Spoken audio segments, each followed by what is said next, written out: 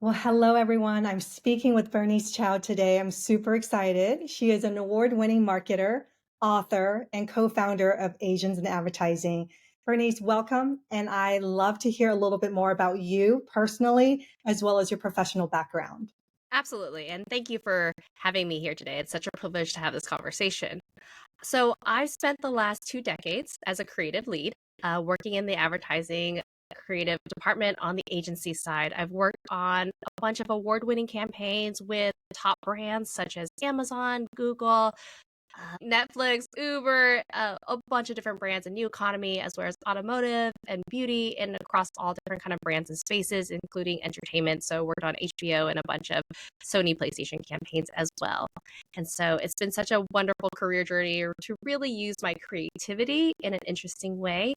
And I want to shout out my mom for that. I think a lot of times you don't see many people who look like me in the creative department or in this industry as a whole.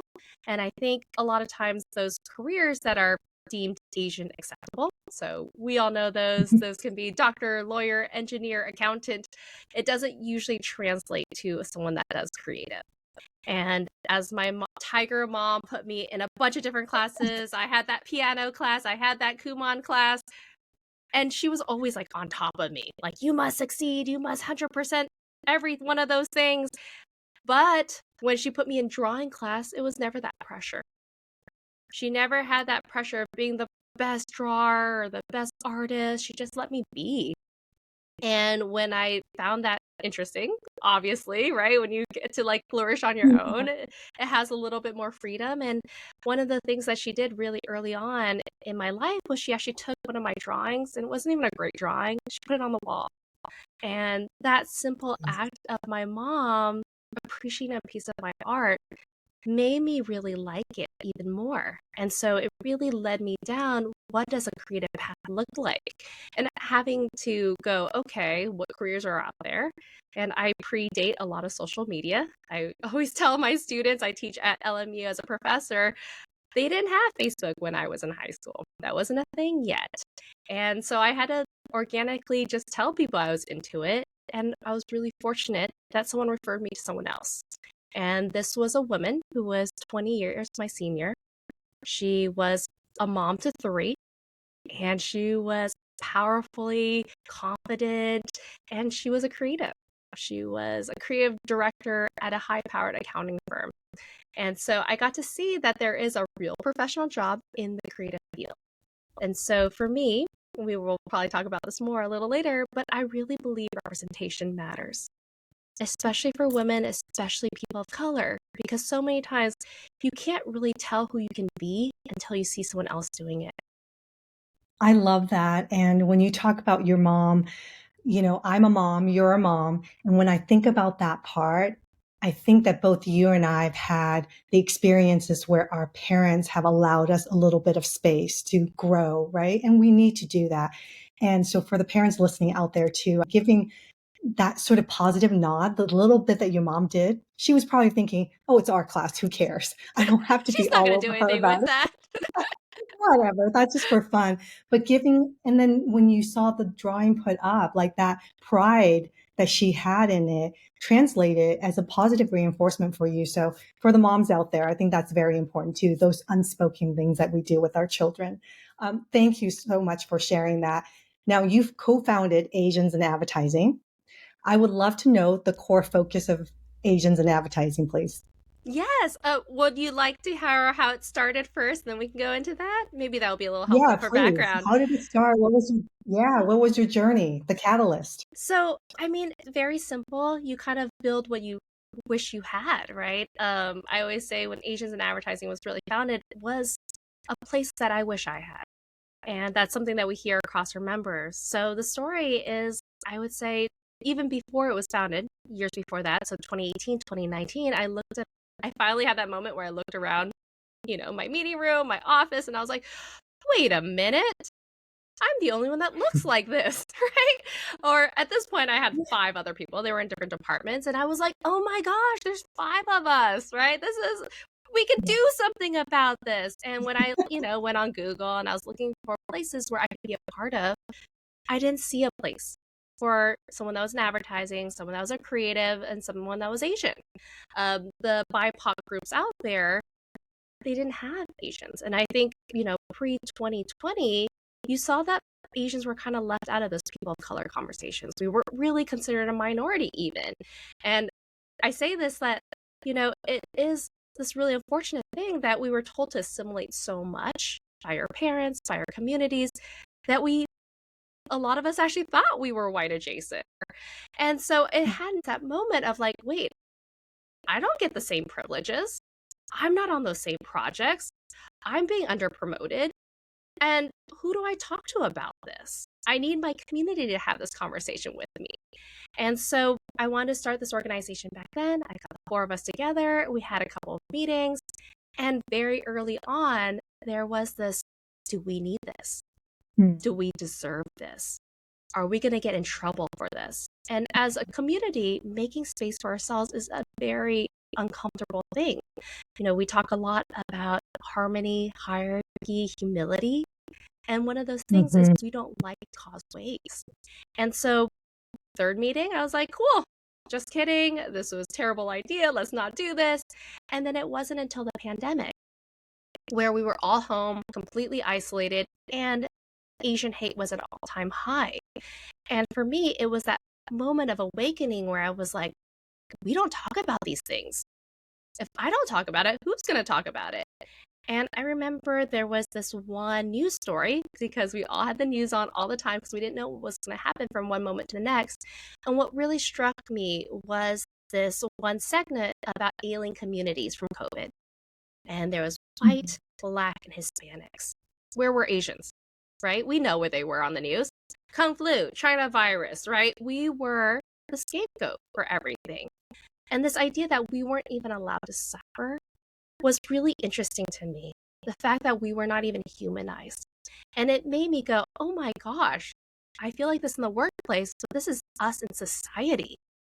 And so this idea, I was already paying for this website for the last 3 years at this point. And I started attending more conversations and just, I feel like I was really blessed that the marketing and advertising community started having people that looked like me on panels. For the first time, we were considered a minority. We were considered a type of person that they wanted to showcase.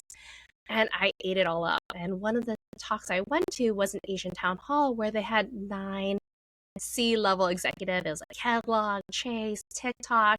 And I was like, there's people that look like me in these positions. And I actually cried because I didn't know that I could be at this level.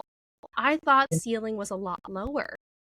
I didn't come to terms with it, but when I saw these people for the first time, it made me go, oh, there's more out there for me. There's people like me that can achieve these things. And one thing that really struck me at the end of this conversation, they said, we never do this. We should do it more often. And for me, I was like, you are superstars. You don't have a community? I thought it was just me as the everyday person that didn't have this, but you also don't have this community. And I was like, we need this. And so when I was attending another conversation with his son, it's another leadership group for Asians. It's more business-based. I met people in the chat. And one of the people I met was Jessalyn Lamb. She is VP of DEI at Digitas Health. And I just instantly related. It was like she was sharing stories, I was sharing stories, and I was like, this is so cathartic. It makes me go, oh, I feel so seen. And I was like, we need to do this. And I was like, hey, you don't know me. We've only met for 30 minutes. Why don't we just put a website on this thing? I have an idea. We're just going to do a matchmaking. We can be one-of-ones together. We can just be in a hangout room. We'll just throw people in hangouts, breakout rooms. And we just put it out there on LinkedIn. And the idea is to really get 20 of us together for the first time. And you can imagine our shock when 650 people signed out the gate. And we're like, whoa, from being that 4-person in my agency to 650 people. Yes. And now we're 2 years out and we have 5,000 and we're global. And so to go back to your question about what we really focus on is 3 things. We call these our 3 pillars. It's networking, because I remember seeing that stat for the first time that 85% of jobs are filled through networking and 70% of those jobs aren't posted online.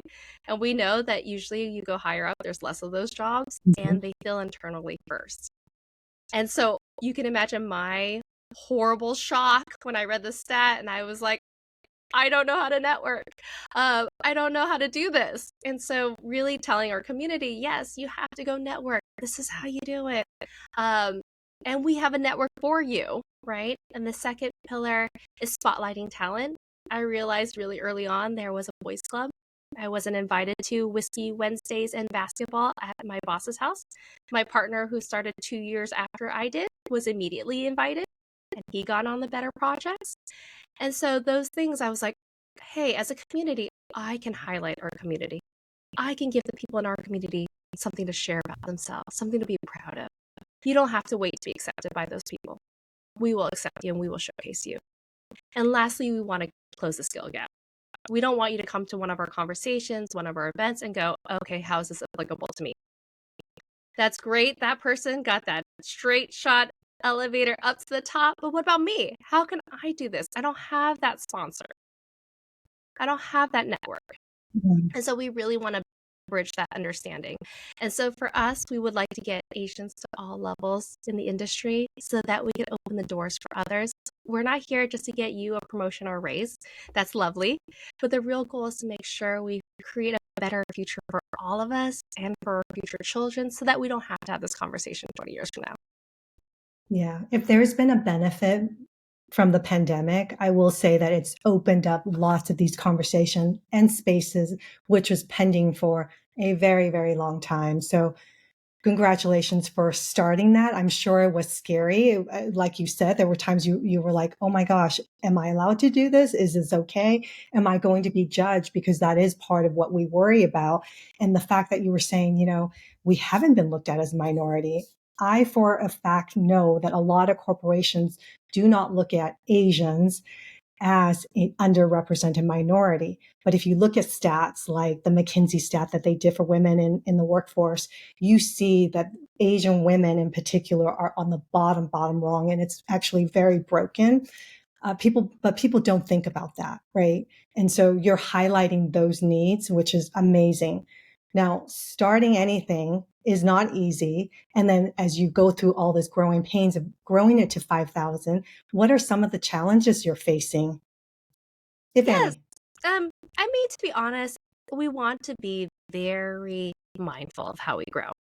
We have a wonderful group of volunteers that volunteer their time. We have 35 people on the team, which is large. And so it is kind of like managing that team, but also being very mindful of how we grow because we don't want to create busy work. We don't want to create things that aren't going to have change. So having those discussions is really important to be figuring out where we can best affect the community. So within organizations, we have learning and development things, as well as we have event themes. So we have a mentorship program. We partner with RIA, another organization that really focuses on the consumer end of the market. And so Okay. we partnered up with them for the second year, and we had 477 people sign up to be a mentor or a mentee. And so, like, things like that just bring so much joy to me. We also have a scholarship. We raise money every year to provide coaching because something like that, I was like, wait, people have career coaches? And then, of course, I'm Googling and I'm like, Mhm. career coaches cost what? Thousands of dollars. And if you're underpaid in middle management and you're stuck, you're not like, okay, cool, I could squeeze out a couple of $1,000s for this career coach. And so we provide that. We have this scholarship called Future Asian Leaders, and this year we have 30 scholarships that we awarded. And so we're finding Yeah. different ways of really coming into this community and figuring out how to really fix that broken ladder. And then we also have our events. So, like I told you, we have our matchmaking event, which is that first event we Mhm. had. We also have a C-suite event where we actually highlight C-suiters to come out because for me, that moment of seeing people at the top just was so just changes so much, especially when they face the same issues we have. When they Yeah. also feel like an imposter, where they also feel like they have to be a different person, where they also have microaggressions. And so instead of, Yeah. oh, it's not just me being not enough, these other people, these superstars also have the same challenges. Is that People Magazine Yeah. stars? They're just like us. It's Oh, kind of yeah. a place that gives you that levity or that moment to be like, oh, I feel like there's a community. And lastly, we have our summit, and that happens every May. It's our 10th full event, and next year in 2024, we're really excited to say we're going to be in person. So May 3rd, Friday, May 3rd, for Nice. everyone, please come out to LA. We will have 250 people in person. And we really want to Wow. make this a place where we can foster that community of belonging. I also say you don't have to be an agent in advertising. You can be an ally. You can be outside the advertising and marketing, comms, media world. We invite everybody. One of the things that we saw early on in our statistics, even, that only 48% are actually from this community. Because we offer tips and skill set leveling up, it invites a lot bigger audience. And so we're open to everybody. That's good to know. I was actually going to ask you about that. Now, you've touched on some things that are, I already see how rewarding that could be. And I love the fact that you do have a kind of an entry point of how are you developing that mentorship all the way to hearing from C-suites. And I think if you can see that, you can start to connect those dots as well, right? Which is what you talked about. If you see it, you can be it. That's representation and that's mentorship. What is something that's been super rewarding for you in this journey? I mean, there's so many things. I am still just completely astonished about the size of it. I'm excited to see other organizations pop up and do things and do the work. I know we talked about like in 2020 as an awakening for a lot of communities, not just the Asian community. And so I feel like I'm seeing a lot more understanding and fostering across the table. I was really Again, I still pinch myself for this. Like Jess and I were invited to the White House for the first ever Lunar New Year event. You know, the fact that there was a Lunar New Year event, the fact that I was even on a guest list, like both those things are completely magical. But on the day-to-day basis, what really gets me is that person that comes to me and go, oh, I didn't know that's why I wasn't succeeding. I thought it was my fault. I thought I was enough. And you wouldn't believe how many times I get someone crying to me, like going, oh my gosh, that's what it was. Yeah, I'm so grateful. Like I found a home. And so yeah. that's where I could say like our volunteers are incredible because they really believe in the passion. They've really seen the change in themselves and in the community. Yeah, I think as women, we're very tough on ourselves. And then I think you add the layer of being Asian or being immigrants along that, and that culture difference of wanting to please, wanting to make sure we tick all the boxes, et cetera, plays into all of that. And then oftentimes we reflect inward and say, clearly there was something off with what I did or how I went about it, et cetera. So that is very real. And there are studies that literally say we tend to want to check every single box before we even put ourselves out there, thinking that it's not enough. Where somebody else, maybe a male, might say, you know what, it's good enough. We check half the box and we're good to go, right? Give it that shot. So I love that. What's next for Asians in advertising? Well, we are still coming strong. We love to have consistency and bring quality. We definitely want to see what we can keep doing in terms of local events using different, we know the most important thing is community. And now that we're all coming out in person and we want more in person connections, we definitely want to figure out how to show up in different cities and really be mindful of those moments. So definitely with our big event in May, we also are going to do something on November 9th if you're in Los Angeles, especially for Ad Color. Please come out to that one. We have a really fun event then as well. It's asiansinadvertising.com. We also have our podcast, so we are recording our third season as well. But our next event will be in February for a matchmaking event. So you're keeping super busy because you're a busy mom, you know, you're doing all of this, which is great for the community. You're a working mom. What do you do to recharge? Oh, that's a great question. Okay, so self care is 100% important. And I think we all know that when you want to do it all, that's where I take it out of, right? So if you lined up all my hours, all the things I prioritize, self care is the one where if I have extra things to do, I just pull the hours, the time, and all those things from there, all the resources. And so for me, I have really leaned into making sure I take care of myself. So physical health um, is physical, mental, and just like what I'm feeding myself, how I'm exercising. And recharging and especially important. And so I have a monthly spa pass. And so it Nice. forces me to get a massage because I don't want that to go to waste. So if that's one thing that I have really just enjoyed. It's something that I've just given myself the privilege of doing. And so I am Perfect. so grateful for that. It's perfect. That's one thing that I think women need to learn as well, is to be able to take care of yourself so that the needs of other people around you also are fulfilled, but you need to first be fulfilled as well. I do a monthly facial, and that's one thing that started several years ago. My husband will say, okay, so you go and just get your face cleaned. I'm like, no, it's important. And that's something I have not given up. I'm glad you're finding that balance. I'd love to finish off with some lessons and learnings from you. Where do you see people struggle the most when it comes to Mm. branding or marketing themselves? And talk about it from the perspective of females, right? Because as women and as AAPI women, we may not always do a good job of that, including the networking piece. But where do you see us struggling the most? That's a great question. I think the very first thing is being able to talk about yourself. That is so uncomfortable, right? It feels really cringy to talk about what you are good at. And we're also taught that we're not supposed to do that, right? That's bragging. You're, overshadowing other people. What would other people think?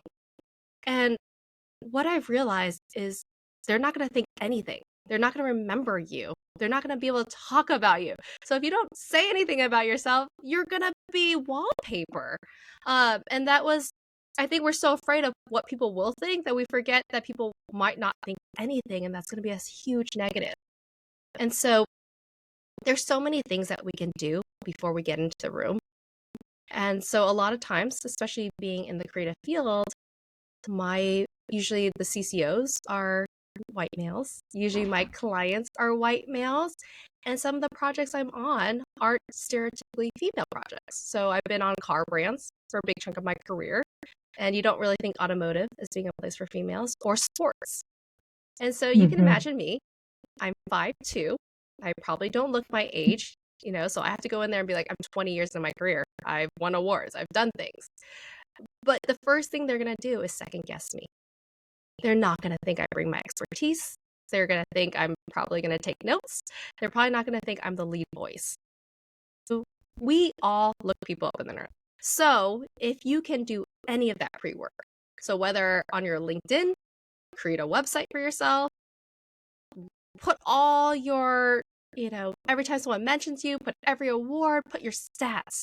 It's so incredibly important to make sure the things that you are good at is being known. And even if Hmm. they don't look you up beforehand, you can put that as a page in the deck. So for instance, I went out for a big sports brand pitch. And I knew as a lead person going in representing creative, they're going to be like, who is this person? Why is she leading this? So I wrote right up front, I was like, this is the page where we're going to highlight our sports excellence. And I wrote right there, completed an Ironman, swam with a great white shark while practicing. That's pretty impressive, right?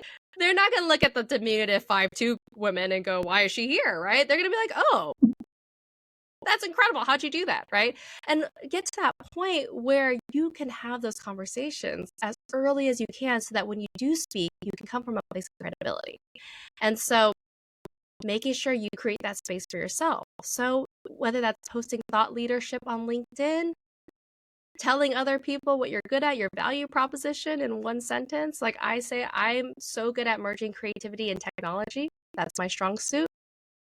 And so getting good at that clarity, so that the next person can shop you around, that other people want you.